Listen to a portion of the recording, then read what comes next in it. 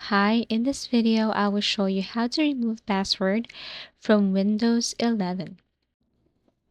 So first, you need to go to your Start menu, and then here you have to search for Settings.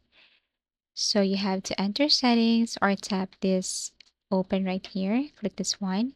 It will take you directly to your Windows settings. What you're going to do next is you have to tap on the account option right here. So tap on Account. Now, under account, you should see this your information, including the sign in option on the left side. So all you have to do is to click this one. And if ever you have created a password, so you should see in this section that you have to tap on the change button right here. So let me add a password for the sake of this tutorial.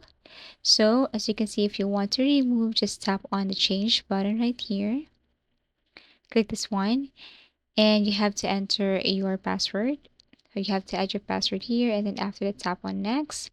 Now for the password right here, a new password and confirm password, you just have to leave it empty. And for the hint, all you have to do is just tap 3 spaces and then after that tap on next.